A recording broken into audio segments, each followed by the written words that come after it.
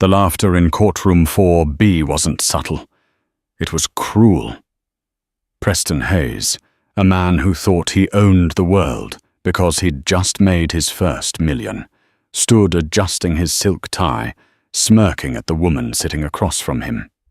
She wore a faded grey cardigan, her hands trembling as she clutched a plastic bag of documents. To the gallery, she looked like a defeated, penniless housewife, begging for scraps. To Preston, she was a mistake he was about to erase. But as the judge raised his gavel to finalize the humiliation, the heavy oak doors at the back of the room swung open. The room went silent, because the people walking in didn't belong in a family court. They belonged on the cover of Forbes, and they weren't there for Preston. They were there to take orders from his broke ex-wife. The air conditioning in the Manhattan Superior Court was always set too low, but for Vivian Hall, the chill was coming from the man sitting 10 feet away. Preston Hayes looked every inch the rising star of New York real estate. His suit was bespoke, cut from Italian wool that probably cost more than Vivian's entire wardrobe for the last 5 years. Next to him sat Jessica Vane, his business partner and current fiancée. Jessica was scrolling on her phone, occasionally whispering something to Preston that made them both suppress a giggle. On Vivian's side of the aisle, the atmosphere was desolate. Her lawyer, a court-appointed public defender named Arthur Miller, looked exhausted. He was shuffling through papers that were stained with coffee rings, his tie slightly askew. He was a good man, Vivian knew, but he was overworked and outgunned. "Mr. Hayes!" Judge O'Malley's voice boomed from the bench. He was a stern man with thick glasses and very little patience for theatrics, though he seemed to be tolerating Preston's lawyer today. "You are petitioning for a complete dismissal of spousal support," citing the defendants, Mrs. Hall's inability to contribute to the marriage and alleged financial infidelity. Preston stood up, buttoning his jacket with a practiced smoothness. "That's correct, Your Honor. Frankly, I'm tired. I've spent 5 years carrying this woman. I built my company, Hayes Horizons, from the ground up. I worked 18-hour days. And what did she do? She stayed home. She refused to attend charity galas with me because she didn't have anything to wear. She embarrassed me in front of investors with her lack of ambition." He turned to look at Vivian, his eyes cold. "And now, after I've finally found happiness with Jessica, someone who actually understands the value of hard work, Vivian demands half. It's not just unfair, Your Honor, it's theft." Jessica nodded vigorously next to him, her diamond engagement ring catching the harsh fluorescent lights. Vivian didn't look up. She kept her eyes focused on the scuffed wood of the table. If she looked at him, she knew she might break the character she had held on to for so long. Or worse, she might start laughing. And laughing now would ruin everything. "Mrs. Hall," the judge addressed her. "Your response?" Arthur Miller stood up, clearing his throat nervously. "Your Honor, my client. Vivian. She supported Mr. Hayes during the early years. She paid the rent when he was starting out. Objection! Preston's lawyer, a shark named Atticus Reed, cut in. Reed was the type of lawyer who billed by the minute and enjoyed destroying lives before lunch. "We have seen no proof of these alleged payments. Mrs. Hall has no income history for the last 7 years. She is, for all intents and purposes, unemployed and unemployable. She is a drain on my client's resources." Reed walked towards the bench, dropping a thick binder on the judge's desk with a heavy thud. "Furthermore, we have evidence that Mrs. Hall has been hiding debts. We found unpaid notices, credit warnings. She is financially irresponsible. Giving her alimony would be like throwing money into a furnace. We are offering a one-time settlement of $5,000 to help her move out.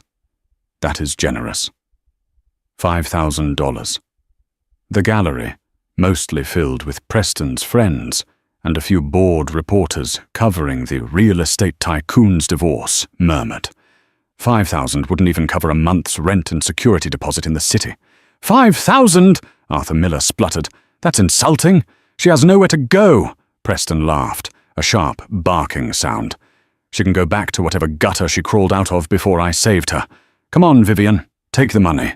Buy yourself a new sweater. That one has a hole in it. He pointed. Everyone looked.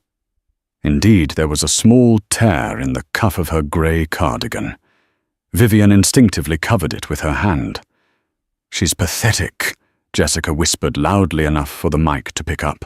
Honestly, Preston, how did you survive 5 years with such a mouse? Vivian finally looked up. Her face was devoid of makeup, her brown hair pulled back in a messy bun. But her eyes, usually soft and accommodating, were hard as flint. I didn't want your money, Preston, Vivian said softly. Her voice was raspy, but it carried. Speak up, dear, or don't speak at all, Atticus Reed sneered. I said, Vivian raised her voice, I don't want your money. I just wanted you to be the man you promised you were when we met in that coffee shop. The man who said money didn't matter. Preston rolled his eyes. Grow up, Vivian.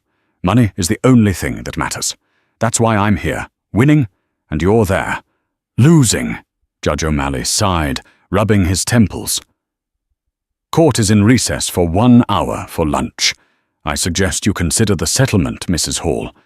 Based on the financial evidence presented by Mr. Hayes, the court is inclined to grant his request.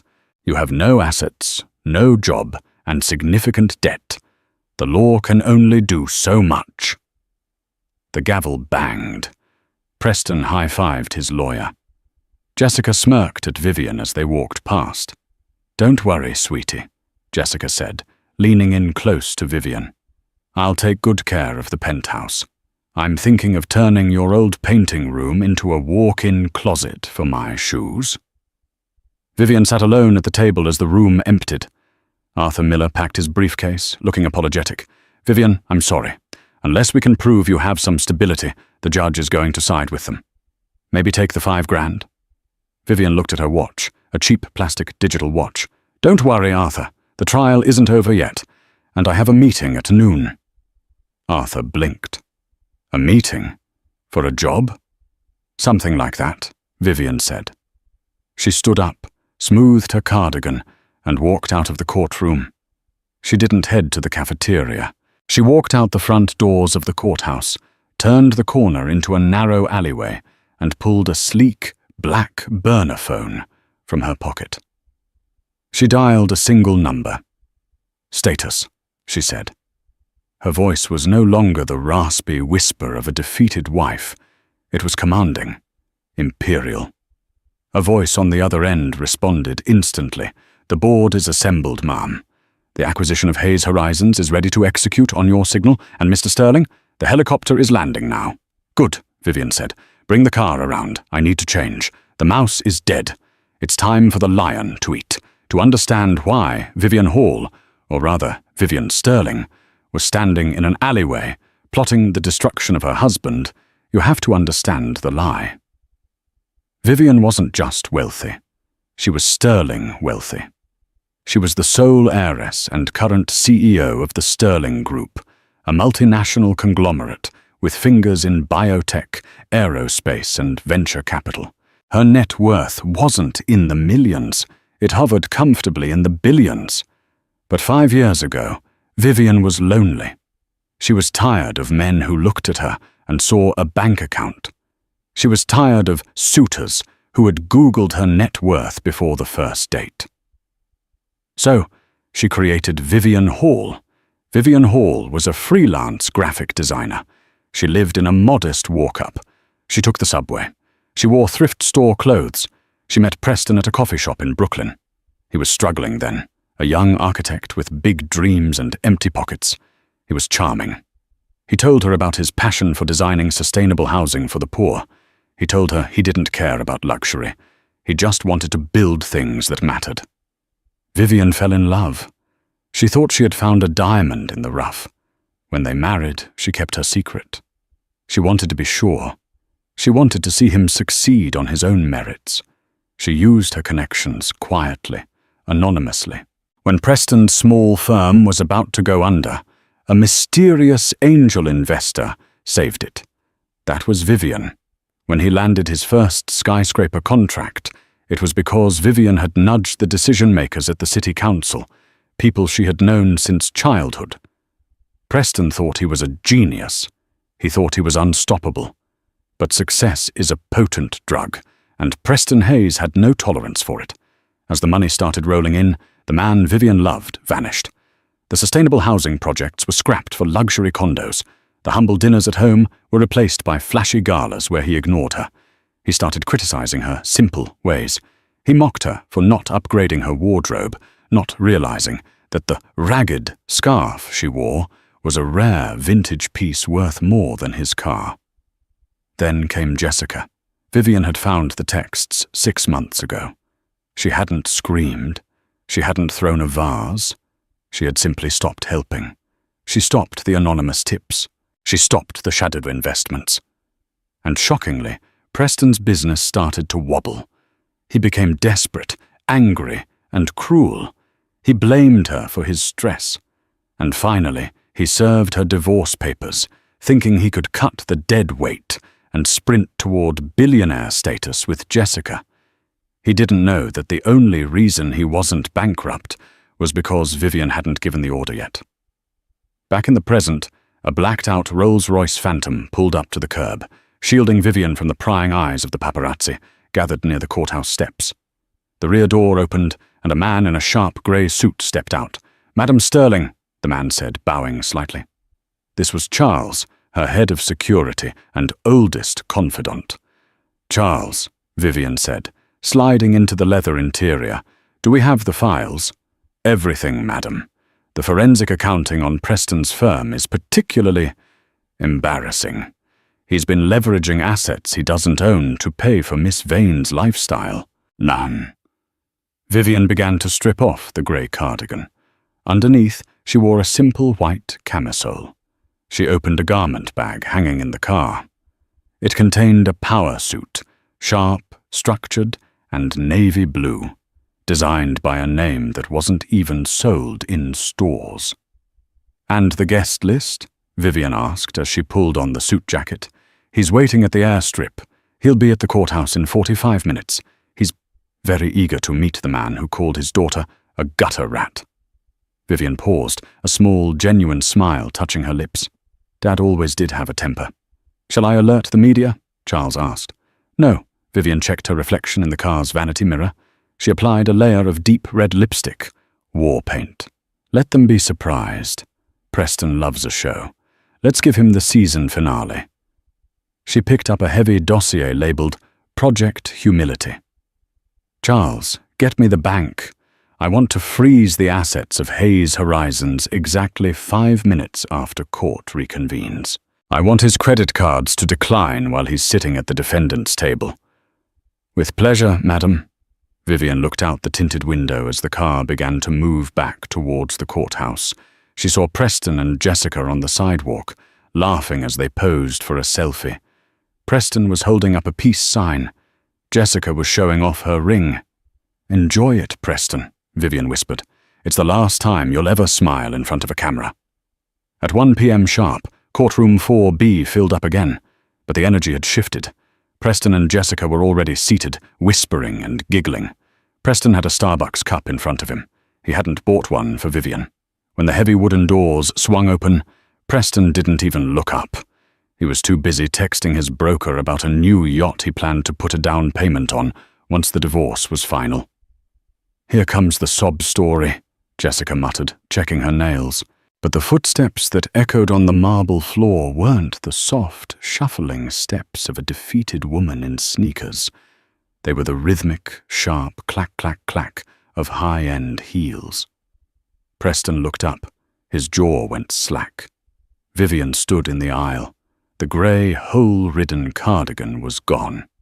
The messy bun was gone, replaced by a sleek, sharp blowout that framed her face like a helmet of war. She wore the navy blue suit, tailored to perfection, hugging her frame with an authority that screamed power. On her wrist, where a cheap plastic watch had been an hour ago, sat a Patek Philippe vintage chronograph, a watch worth more than Preston's luxury condo. She didn't look at the floor. She looked straight at the judge. Behind her, Arthur Miller her public defender, looked like he had seen a ghost. He was clutching his briefcase, sweating, trying to keep up with his own client. "Who?" Preston started, then scoffed, masking his shock. "Look at that, Jessica. She must have maxed out the last credit card she had to rent a suit, trying to play dress-up for the judge. It's pathetic." "Silence," Judge O'Malley commanded as he took his seat.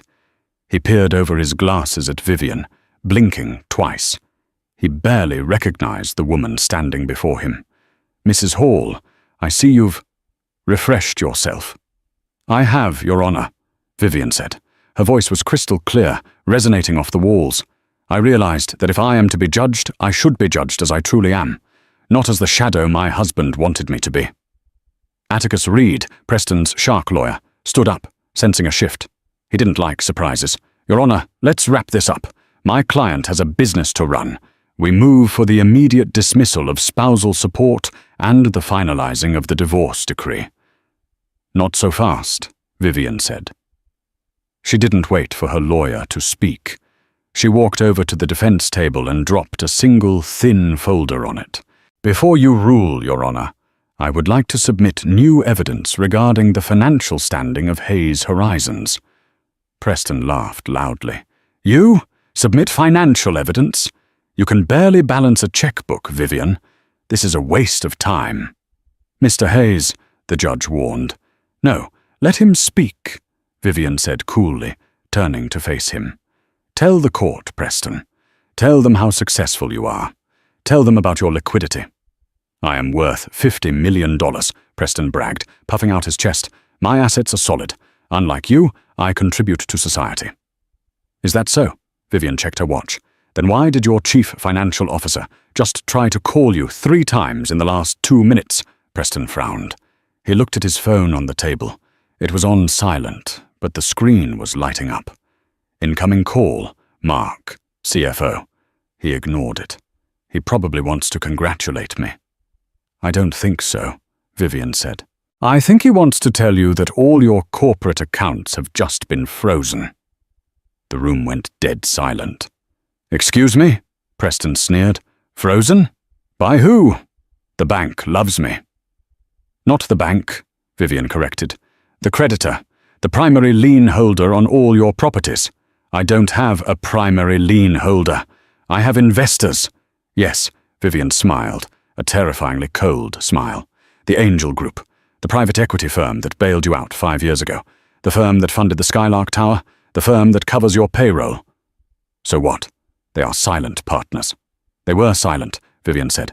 "Until 1:05 p.m. today, they have called in the debt, Preston. All of it. Due immediately upon breach of contract." "Breach of contract?" Preston stood up, his face turning red. "I haven't breached anything." "Actually, you did," Vivian said calmly. "The contract has a morality and stability clause. It states that if the CEO engages in public acts that damage the reputation of the firm, say a messy public divorce where he mocks a destitute woman, the debt becomes callable." "That's absurd. Who controls this Angel Group? I'll call them right now and have them fire whoever authorized this." Vivian took a step closer to him. The scent of her expensive perfume hit him. It smelled like money. "You can't call them, Preston," she whispered. "Why not?" "Because," Vivian said, pointing a manicured finger at her own chest, "you're looking at the chairman of the board." The silence in the courtroom was absolute. Even the stenographer stopped typing. Preston stared at her, his brain trying to process the information. You're lying! You're insane! You're a housewife!" "I'm an heiress," Vivian corrected. "My maiden name isn't Hall.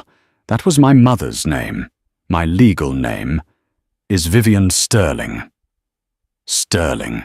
A murmur ripped through the gallery. The reporters in the back suddenly sat up straight. Phones started coming out. Sterling was American royalty. The Sterling family owned half the skyline of New York, shipping fleets in the Pacific and data centers in Europe. Sterling? Atticus Reed, the lawyer, went pale. He looked at his client, then at Vivian. He started sweating. "Mr. Hayes, is this true?" "Of course it's not true," Preston screamed. "She's delusional. She's playing mind games. Judge, arrest her for perjury." "If you don't believe me," Vivian said, turning back to the judge, "you can ask the character witness I've summoned. He's waiting outside." "We have no more witnesses scheduled," Reed shouted. "I think the court will make an exception for him," Judge O'Malley said, looking intrigued. He nodded to the bailiff.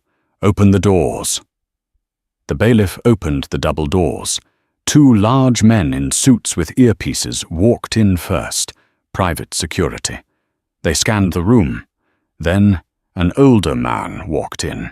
He was in his 60s, with silver hair, a cane topped with a silver lion's head, and a presence that made the air in the room feel heavy. It was Magnus Sterling, the man known on Wall Street as the Iron Fist. Preston Hayes froze. He had a poster of Magnus Sterling in his office. He had quoted Magnus Sterling in his yearbook. He had spent his entire career trying to emulate Magnus Sterling. Magnus walked down the aisle, his cane tapping rhythmically. He ignored everyone, the lawyers, the judge, the gawking crowd. He walked straight to Vivian. He stopped in front of her. His stern face softened. He reached out and gently tucked a loose strand of hair behind her ear. "You're late for the board meeting, darling," Magnus said. His voice was a deep rumble. "I had to take out the trash first, Daddy," Vivian replied. "Daddy." Preston dropped back into his chair as if his strings had been cut. Mr. Sterling?" he squeaked. Magnus slowly turned his head. His eyes were like blue lasers, cold and dissecting. He looked at Preston with a mixture of pity and disgust.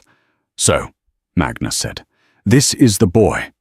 This is the man who told my daughter she was a drain on his resources." Preston stammered. I didn't know. Sir, I swear." "If I had known she was your daughter, if you had known," Magnus cut him off, his voice rising to a roar that shook the room, "you would have treated her with respect. Is that it? You only respect people with a bank account? No, I mean, You are a fool, Mr. Hayes," Magnus spat. "I watched you. For 5 years I watched you. I let Vivian play her game. She wanted to be loved for herself, not her name. I thought it was foolish, but I let her. And I watched you take her kindness and wring it dry. You used her connections, my connections, without even realizing it.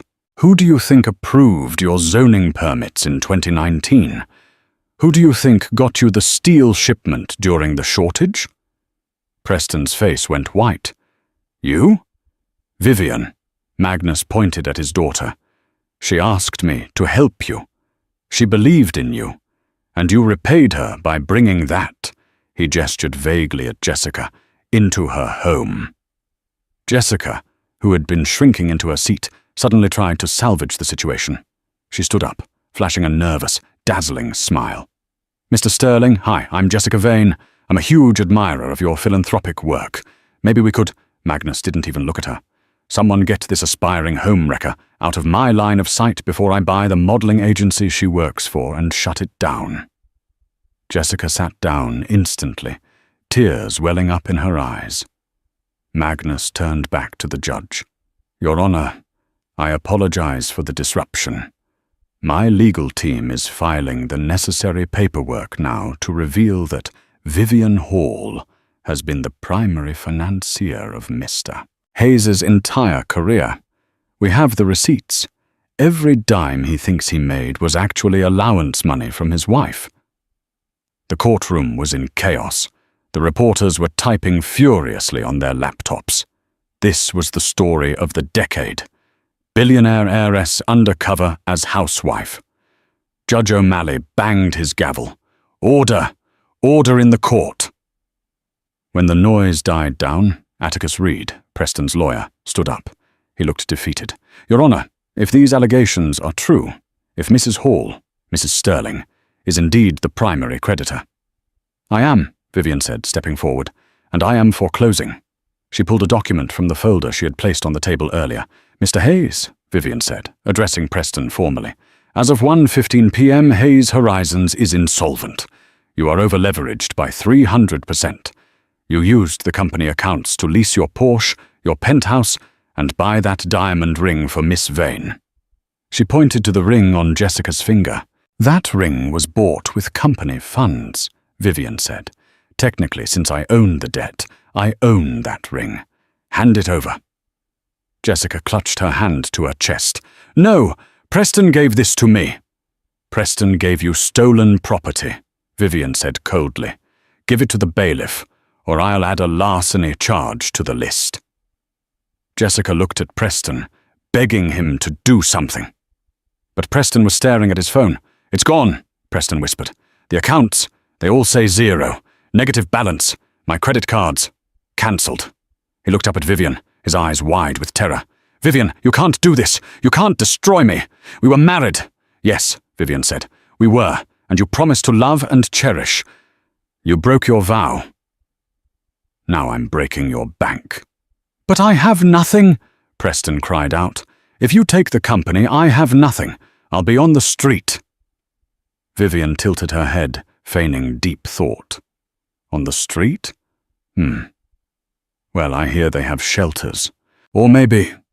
She reached into her pocket and pulled out a crumpled $5 bill. She tossed it onto the table in front of him. Here, $5. Maybe you can buy a new tie. That one looks a little cheap. The gallery erupted in laughter. It was a cruel sound, the same sound Preston had used against her just an hour ago. But this time, the target was the man in the bespoke suit. Atticus Reed began packing his bag. Where are you going? Preston grabbed his lawyer's arm. You have to stop this. Do something. Reed shook him off. Mr. Hayes, my retainer just bounced. The check didn't clear. I don't work for free. You're on your own. Reed walked out. Preston turned to Jessica. Jess, baby, listen. We can fix this. Your apartment. We can stay there. We can sell your car. Get some cash. Jessica stood up slowly. She looked at Preston with pure disdain. The charm was gone.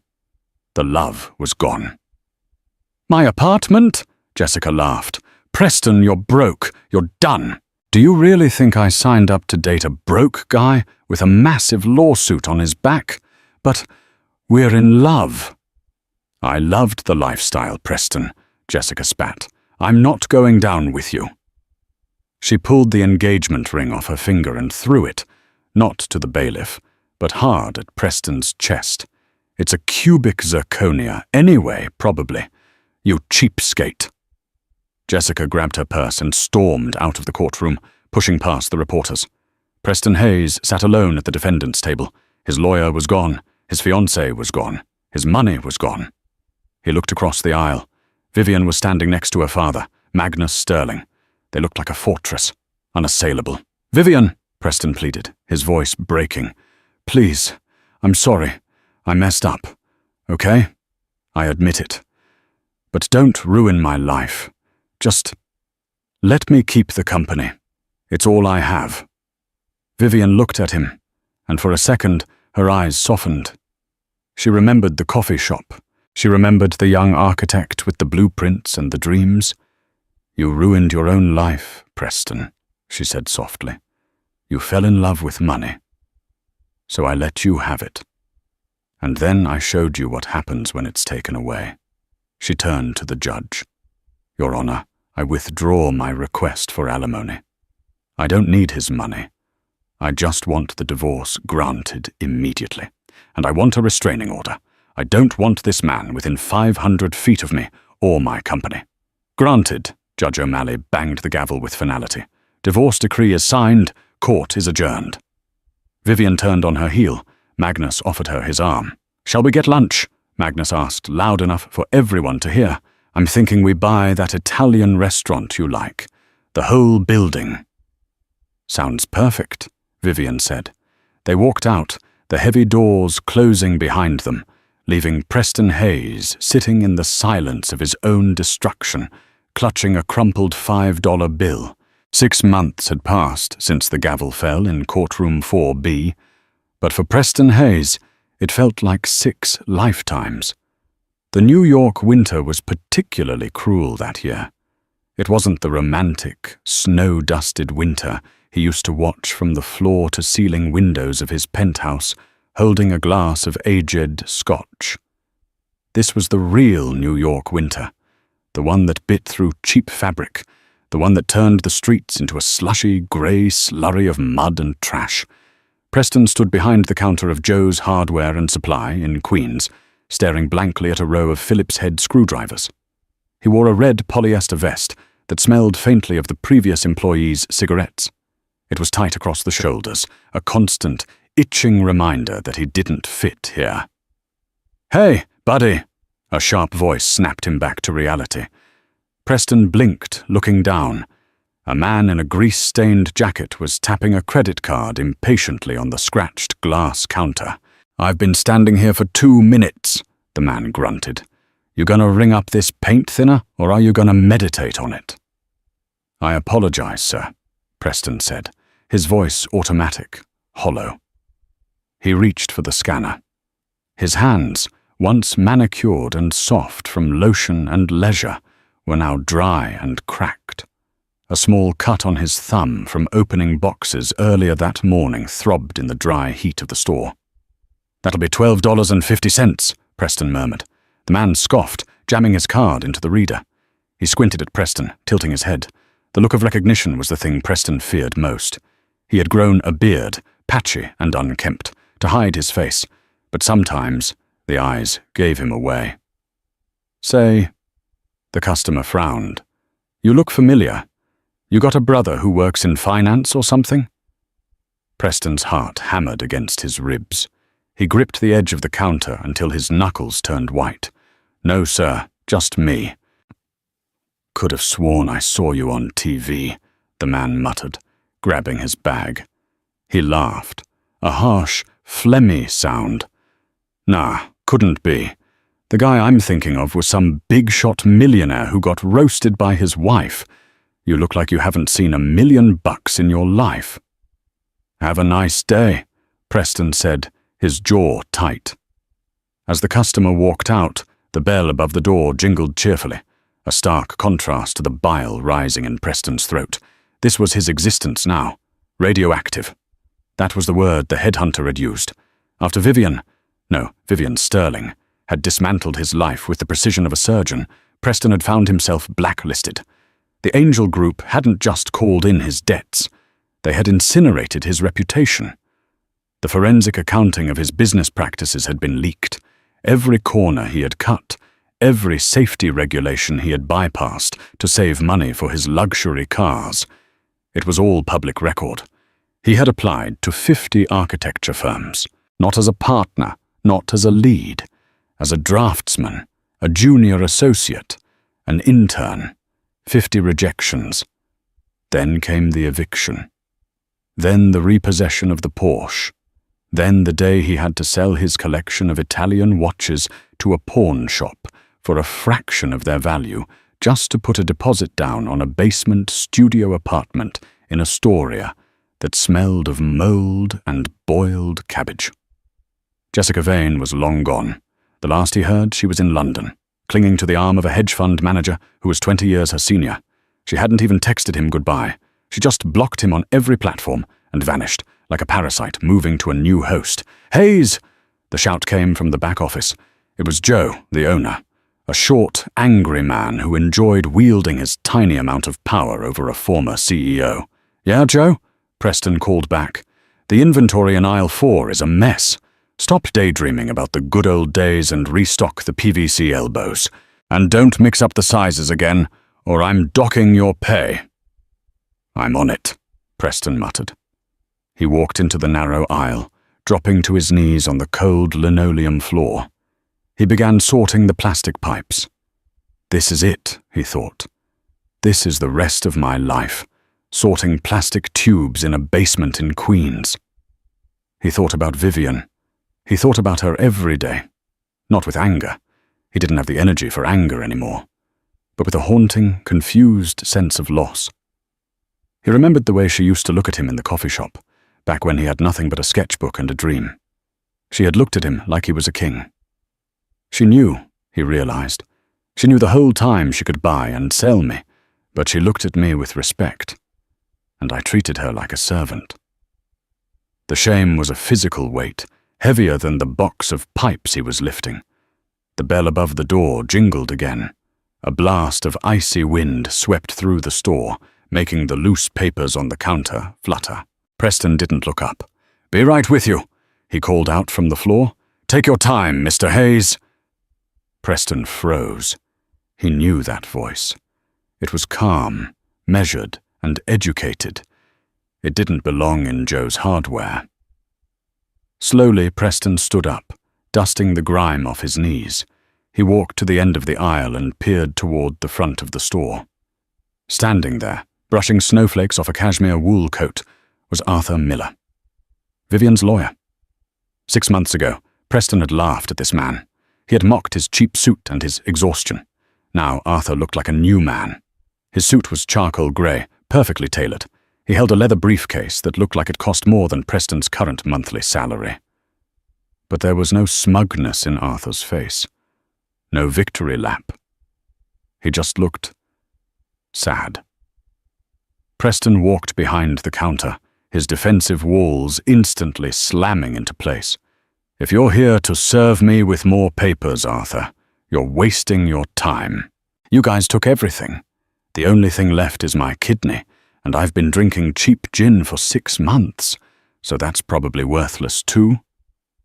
Arthur placed his briefcase on the counter. "I'm not here to sue you, Preston." "Then what? Did she send you to gloat? Does she want a video of me wearing this ridiculous red vest?" Preston gestured to himself, his voice cracking with bitterness. "Go ahead, take a picture, send it to the tabloids. The fall of the king." Arthur sighed, shaking his head. "She doesn't talk about you, Preston. Not to the press, not to her board. She doesn't hate you. She just moved on." That hurt more than the anger. Indifference was a final death of love. "Then why are you here?" Preston asked, his voice dropping to a whisper. Arthur unzipped the briefcase. "Because she found something. She was clearing out the penthouse before putting it on the market. She found this in the trash chute. It had gotten stuck." Arthur pulled out a large, heavy envelope. It was battered and stained, but the contents were thick. He slid it across the glass counter. "She wanted you to have it," Arthur said. "She said you finally have the qualifications to use it." Preston frowned, staring at the envelope. "Qualifications? I'm a clerk, Arthur. I ring up hammers." "She said your qualification," Arthur paused, looking Preston dead in the eye, "is that you finally understand what it feels like to be small. She said you can't build a roof for a man until you know what it feels like to be rained on." Preston felt a lump form in his throat. He reached out, his hand trembling, and opened the envelope. He pulled out the object inside. It wasn't legal documents. It wasn't a bill. It was a black, hardcover sketchbook. His sketchbook. The breath left Preston's lungs in a rush. He hadn't seen this book in 7 years. This was the book he had carried with him everywhere when he first met Vivian. Before the money, before Hayes' horizons, before the ego. He opened the cover. The pages were yellowed, smelling of old paper and graphite. He flipped through them. There were no skyscrapers, no luxury condos with infinity pools. There were sketches of community centers, emergency shelters made of sustainable bamboo, low-income housing units designed to maximize light and dignity for families who couldn't afford electricity. The Skylark Project. He had called it that because he wanted the buildings to lift people up. He remembered drawing these at the kitchen table of his tiny apartment while Vivian made pasta. He remembered telling her, with tears in his eyes, "I'm going to change the world, Viv. I'm going to make sure no one has to sleep in the cold." He had thrown this book away the day he signed his first $1 million contract. He had called it Amateur Hour. Vivian had saved it.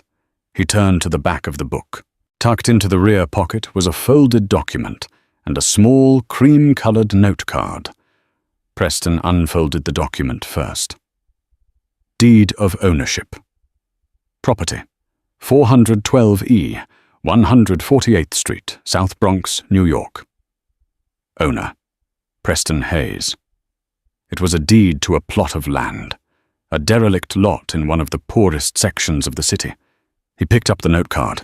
He recognized the handwriting immediately. Elegant, sharp, unyielding.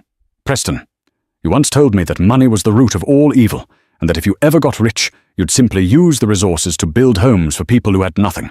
You lied. Money didn't change you. It revealed you. But I loved the man who drew these sketches. I mourned him when he died under the weight of your ambition. I am giving you the land in the Bronx.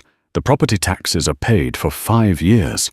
There is no funding attached, no trust fund, no angel group investment, no millions to start you off. Just the dirt, the deed, and your hands. If you want to be a real estate tycoon, sell the land. It's worth about $80,000. You can buy a nice car, rent a decent apartment, and pretend the last 6 months never happened. But if you want to be an architect, if you want to be the man I thought I married, then build something. The choice is finally yours. No audience, no applause, just you. Goodbye, Preston. V. Preston read the note 3 times. The sounds of the hardware store faded away. The clanging of pipes, the humming of the refrigerator, the wind outside. It all went silent. He looked at the deed. $80,000. It was a lifeline. He could sell it tomorrow. He could get out of this basement apartment. He could buy a new suit.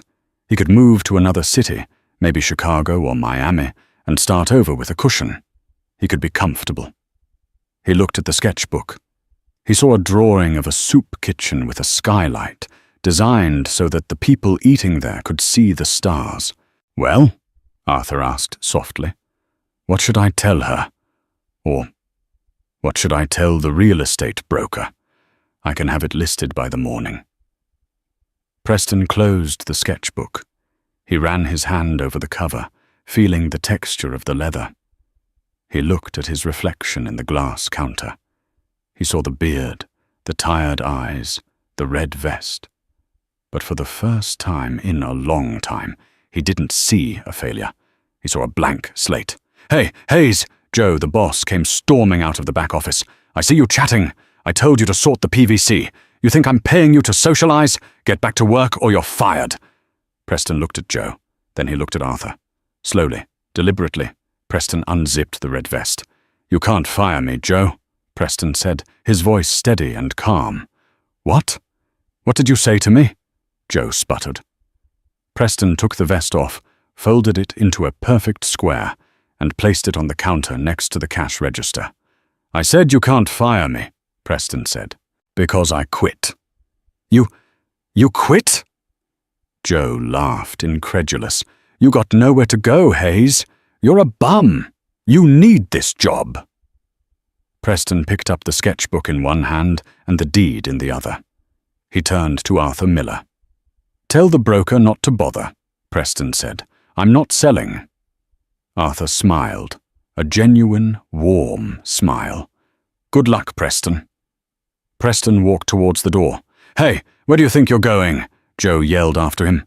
"It's 10 degrees out there. You'll be back crawling in an hour." Preston pushed the door open. The cold wind hit him, sharp and biting, but it felt different now. It didn't feel like punishment. It felt like fuel. "I have a project to start," Preston said. He stepped out into the snow, the door closing behind him with a final jingle. He didn't head toward the subway to go home. He turned north towards the Bronx. He had a lot of walking to do, and for the first time in years, he knew exactly where he was going.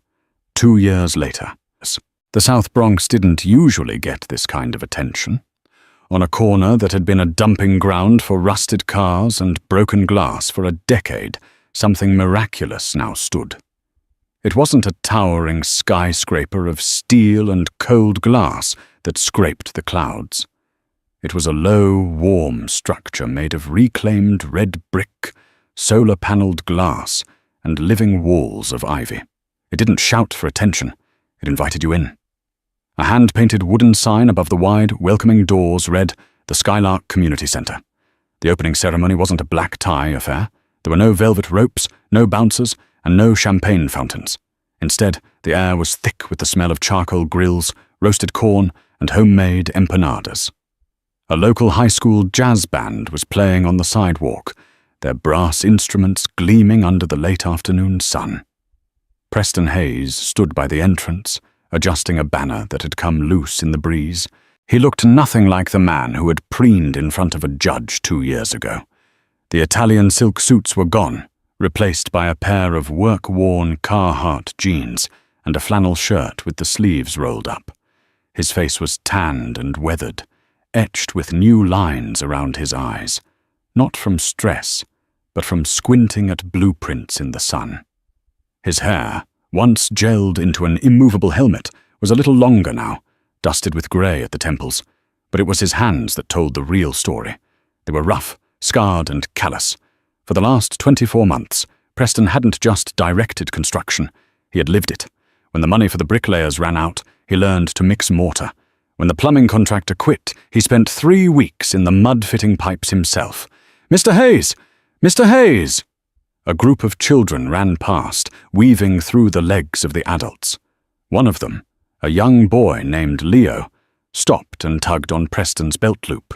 "My mom made you a plate," Leo said, holding up a paper plate piled high with food. "She said you looked too skinny." Preston laughed, a deep, resonant sound that came from his chest, not his throat. "You tell your mom I said thank you, Leo. But I think I've eaten more in the last hour than I did all of last year." He took the plate anyway, grateful. He looked out over the crowd. He saw single mothers who finally had a safe place to leave their kids while they worked. He saw teenagers in the new computer lab, through the window, learning to code. He saw the elderly playing chess in the courtyard garden. He didn't have a dime in his bank account. He was living in a studio apartment 3 blocks away. But as he looked at the building he had raised from the dirt, Preston realized he had never felt richer. Across the street, parked discreetly behind a delivery truck, a blacked-out Rolls-Royce Phantom idled silently. Inside the climate-controlled cabin, the world was quiet. Vivian Sterling sat in the rear seat. She was dressed in a cream-colored cashmere coat, her posture perfect, a tablet resting on her lap, displaying market trends for her biotech holdings. But she wasn't looking at the screen. She was looking out the window. "He actually finished it," Charles, her head of security, said from the driver's seat. There was a note of genuine shock in his voice. "I had a bet with the accounting department that he'd sell the land within a week.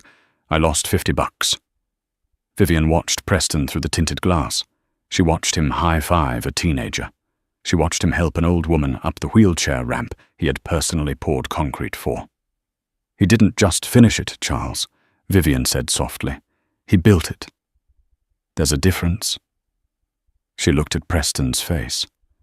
She saw the exhaustion, yes, but she also saw the peace. The frantic, hungry look of the man who needed to own the world was gone. In its place was a man who was content to be a part of it. "Do you want to go in, ma'am?" Charles asked, his hand hovering over the door handle. "He's right there. You could say hello. Maybe congratulate him?"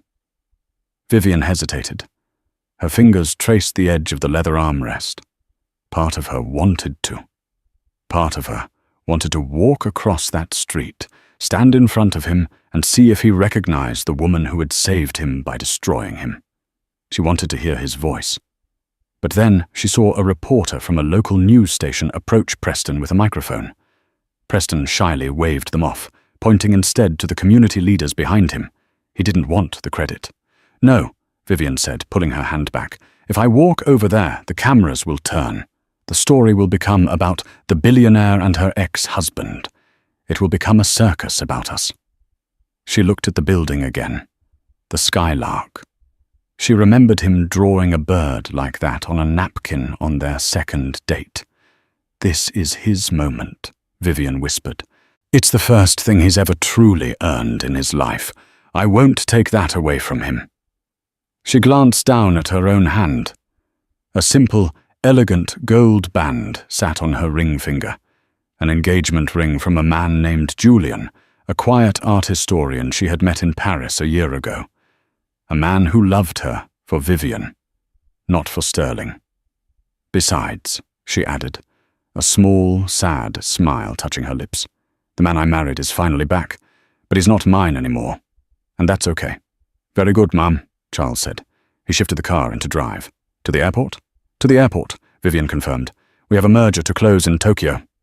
As the heavy Rolls-Royce pulled away, merging seamlessly into the chaotic city traffic, Preston Hayes looked up. He didn't know why. He just felt a sudden shift in the air, a familiar static electricity on the back of his neck. He scanned the street. He saw the tail lights of a black luxury car disappearing around the corner. He stared at it for a long moment, the noise of the block party fading into the background. Mr. Hayes? Preston blinked, snapping back to the present. A young girl, maybe 7 years old, was holding up a crayon drawing. It was a picture of the center, drawn in wobbly lines, with a giant sun smiling over it. Are you going to build another one? She asked, her eyes wide. My cousin lives in Brooklyn, and they don't have a place like this. Preston looked down at the drawing, then back at the empty street corner where the car had been. He took a deep breath of the cool autumn air. He touched the rough brick of the wall he had built. It was solid. It was real. He didn't have a penthouse. He didn't have a yacht. He didn't have Vivian. But he had his hands, and for the first time, he knew what they were for.